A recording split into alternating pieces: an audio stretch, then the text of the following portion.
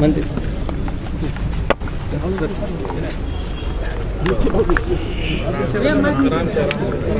Mic आप लोग नीचे करिए। आप शोक संतावना व्यक्त करने आए थे। स्वाभाविक रूप से भाई मुख्तार अंसारी जी लंबे अरसे तक हम लोग विधानसभा में साथी रहे हैं, कई बार के विधायक रहे और एक समय था जब हम लोग पार्टी में भी साथ साथ थे। तो स्वाभाविक रूप से जिस तरीके से सरकारी तंत्र ने सारी नैतिकता बलाए ताक रखकर उनके साथ घटिया मानसिकता के साथ काम किया है, अत्यंत निंदनीय है। आज पूरे प्रदेश में सरकारी अराजकता का बोलबाला है। न्यायपालिका भी सरकारी अराजकता के सामने घुटना टेक चुकी है। जो काम न्यायपालिका को करना चाहिए आज सरकारी तंत्र खुद सरकारी गुंडा तंत्र के बलबूते उस काम को अंजाम देने में लगी हुई है। हम अपराधी हैं या नहीं हैं, ये फैसला न्यायपालिका को करना होता है। न्यायपालिका दंड भी सुनिश्चित करती है किसे क्या दंड दिया जाना है, लेकिन आज न्यायपालिका को भी दरकिनार कर जिस तरीके से उत्तर प्रदेश की सरकार अराजकता के रास्ते पर आगे बढ़ रही है, कानून में जहर देने का आरोप लगाया था, यहाँ तक कि माननीय सर्वोच्च न्यायालय में उनकी याचिका भी इस आशय की पड़ी हुई है। जहर दे करके मारने की साजिश का जो आरोप था, इस घटना से सच साबित हुआ कि सरकारी अराजकता लोगों की पकड़ में आ गई। एक और डॉक्टरों की टीम मुख्तार अंसारी जी को फिर बता करके अस्पताल से डिस्चार्ज कर रही है, जेल भेज रही है, और कुछ ही घंटे बाद दिल का दौरा पड़ना इस बात को साबित करता है कि वो अस्वस्थ थे, पूरी तरीके से अस्वस्थ थे, उनको अस्पताल में रहना चाहिए था। सरकारी तंत्र के दबाव में उनको फिट घोषित करके जबरियन जेल भेजा गया। नतीजा हुआ कि वो जो आशंका व्यक्त कर रहे थे कि जहर देकर के मुझको मारने की कोशिश की जा रही है, वो साजिश के तहत सरकार उस पर काम कर रही थी और अंत में वही हुआ जो आशंका जाहिर की गई है। ये बहुत ही दुखद है घटना है। मैं परिवारजनों को शोक संवेदना व्यक्त करने के लिए यहाँ पर आया हूँ। और जिस तरीके से आज सरकारी तंत्र स्वयं अराजकता के रास्ते पर जा रहा है, ये प्रदेश और देश का भी दुर्भाग्य है कि जिनको कानून की रक्षा करनी चाहिए, जिन्हें न्यायपालिका में विश्वास करना चाहिए, उनका विश्वास न्यायपालिका में नहीं है, उनका विश्वास सरकारी गुंडाइज्म पर है। तो स्वाभाविक रूप से ये बहुत दुखद है, इसकी मैं घोर निंदा करता हूँ। अंतिम संस्कार में जिस तरीके से जिला प्रशासन का कदम सामने आया, वीडियो वायरल हुआ है, इसको देखते हुए क्या बताएंगे कि क्या इस तरह के जो जिला प्रशासन की रवैया है ये उचित है? देखिए, जब पूरी उत्तर प्रदेश की सरकार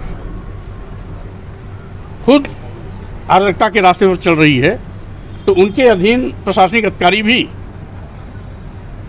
सरकार के इशारे पर इस प्रकार की बचकानी हरकत करते नजर आ रहे हैं।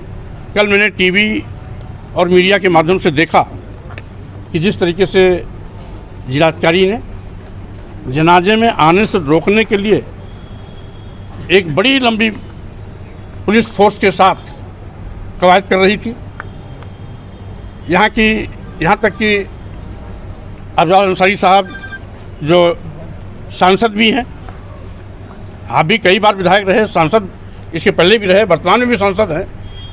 इनके साथ जिस बेहूदगी से जिलाधिकारी बात कर रही थी, हम समझते हैं सारी मर्यादाओं को बलाए ताक रख करके सरकार और सरकार के अधिकारी मनमानापन और अराजकता के साथ लोगों के साथ दुर्व्यवहार कर रहे हैं और लाखों की उमड़ी हुई भीड़ इस बात की गवाह है कि मुख्तार अंसारी की लोकप्रियता थी, जिसके नाते आसपास से लाखों की भीड़ उमड़ के आई थी। तमाम प्रशासनिक तंत्र के रोकने के बावजूद भी लाखों का हजूम उमड़ा, ये उनकी लोकप्रियता को जाहिर करती है। और साथ ही साथ मुख्तार अंसारी के साथ जेल में, अस्पताल में जो कुछ भी सरकारी तंत्र द्वारा किया गया है उसका आक्रोश भी दिखाई पड़ा। सर, तीसरे मोर्चे को लेकर क्या कहेंगे? फिर से बोलिए। सर जिस तरीके से तीसरे मोर्चे को लेकर चर्चा चल रही है, आज पल्लवी पटेल ओवैसी उनकी पार्टी और साथ आ रहे हैं, तो आपके लिए भी सबकी निगाहें। देखिए, कुल मिलाकर के मैं शुरू से इस बात का पक्षधर रहा कि जिस तरीके से आज पूरे देश में अराजकता का माहौल है, देश का करोड़ों नौजवान बेरोजगारी का दंड झेल रहा है, महंगाई से आम जनता की कमर टूट चुकी है, किसानों को एमएसपी का लाभ तो मिला नहीं, अलबत्ते उन पर लाठियां भाजी जा रही हैं, रास्ते में कील कांटे बिछाए जा रहे हैं, ड्रोन द्वारा हमले किए जा रहे हैं, रबर की बुलेट दागी जा रही है। ऐसा लगता है किसान अन्नदाता भगवान नहीं, इस देश का दुश्मन बन गया है।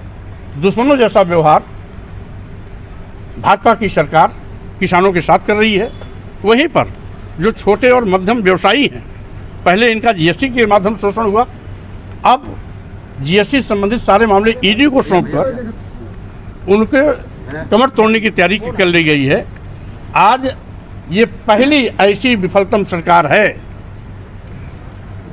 और जो देश की राष्ट्रीय संपदा और सरकारी विभागों को बेचने का पाप कर रही है।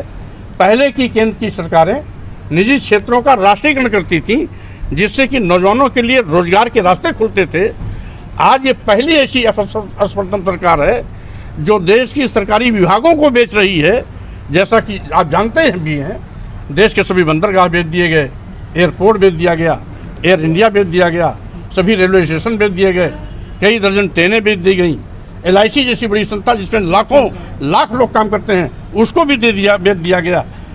यानी जिन सरकारी विभागों में नौजवानों को सरकारी नौकरियां मिलने की उम्मीदें हुआ करती थी, ये उन नौजवानों की उम्मीदों का भी गला घोट रहे हैं। और हम समझते हैं यह केंद्र की सरकार, भाजपा की सरकार, ईस्ट इंडिया कंपनी से भी बदतर सरकार है। ईस्ट इंडिया कंपनी तो भारत को लूटती थी, तो अपने देश में जाकर के इंग्लैंड में पैसा जमा करती थी, लेकिन ये तो पूरे देश को लूट कर केवल अदानी और अंबानी की तिजोरी भरने में लगे हुए हैं। तो स्वाभाविक रूप से इस सरकार की जवाबदेही देश की जनता के प्रति नहीं, अदानी और अंबानी के प्रति है। और यही कारण है कि सारी की सारी देश को लूट का माल अदानी और अंबानी के हवाले किया जा रहा है। शासन सत्ता को लेकर आपके द्वारा एक ट्वीट की गई है, उसको लेकर क्या बताएंगे? और कहा यह जा रहा है कि स्वामी प्रसाद मौर्य अपने खुद पार्टी के 2 प्रत्याशियों को, जिसमें खुद भी आप शामिल हैं, तो लड़ा रहे हैं। स्वाभाविक रूप से मैं इंडिया अलायंस का सहयोगी था, आज भी हूँ, आगे भी रहूँगा, क्योंकि हमारा मकसद है कि जिस तरीके से आज संवैधानिक मान्यताओं को खत्म किया जा रहा है, अनुसूचित जाति, अनुसूचित जनजाति, पिछड़ों का आरक्षण शून्य निष्प्रभावी किया जा रहा है, लोकतंत्र को कुचला जा रहा है। लोकतंत्र को खत्म करने के लिए विपक्षी पार्टी के नेताओं के खिलाफ ईडी, सीबीआई, इनकम टैक्स का दुरुपयोग किया जा रहा है। कई दर्जन नेताओं को बिना अपराध तय हुए जेल छोड़ दिया गया है। 2 मुख्यमंत्रियों को भी उसका शिकार होना पड़ा है। अभी हेमंत सोरेन जी और केजरीवाल जी इसके ताज़े उदाहरण हैं। तो स्वाभाविक रूप से हमारी मान्यता है कि संविधान बचाओ, संविधान बचाओ, बीजेपी हटाओ, लोकतंत्र बचाओ, बीजेपी हटाओ, देश बचाओ, बीजेपी हटाओ।